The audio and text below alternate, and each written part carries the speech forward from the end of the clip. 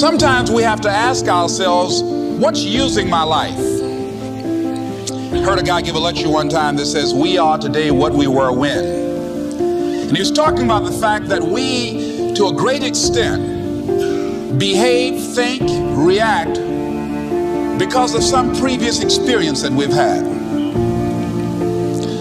One of the things that we know about life is that it is always changing. Sometimes you're up, sometimes you're down. Sometimes things go real well, and sometimes they don't. Sometimes you're happy, and sometimes you're sad. Now that's that thing called life. And when we begin to understand and know that, accepting that reality that we will never ever have things just on an even keel all the time, that you're going to have some ups and you're going to have some downs, but during those down moments, that's where the growth takes place. That's where the work is. Anybody can feel good when they have their health, their bills are paid, they have happy relationships, business is successful. Anybody can be positive then. Anybody can have a larger vision then. Anybody can have faith under those kinds of circumstances. Am I correct? See, but the real challenge of growth, mentally, emotionally, and spiritually, comes when you get knocked down. Somebody said that adversity introduces a man to himself or a woman.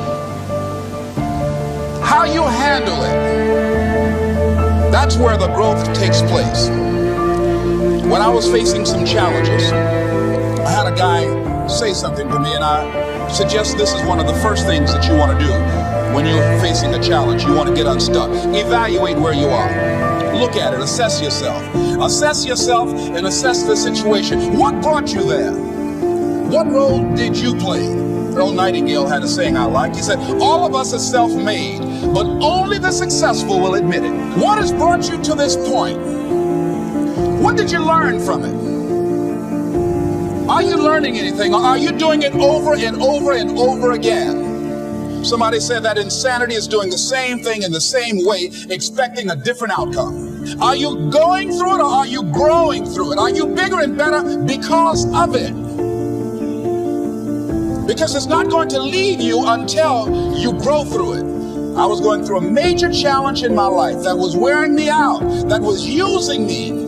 Well, you see, your mind is when you go into a service station to get gas, you don't go in there and just start pumping. When you push the lever up, it clears the previous bill.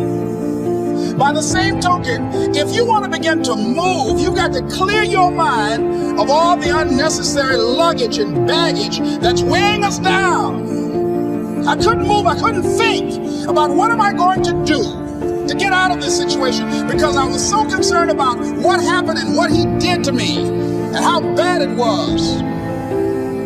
I was so stuck in that I couldn't even focus on what I should have done. Feeling sorry for myself and angry, none of that was taking me anywhere. So pretty soon I learned through effort, made a conscious, deliberate, determined effort. I had to let it go. I had to forgive it. Let it go and begin to focus on developing myself. And I say to you, you're going to have people to do things to you. Things are going to happen to you. And the most important thing to do is to harness your will and let it go. And move so you can grow. So you can get on with your life. It doesn't matter about what happens to you. What matters is, what are you going to do about it? All of us have experienced some tragedy, and if we haven't, we will. And you can either let it destroy your life, or you can build upon it.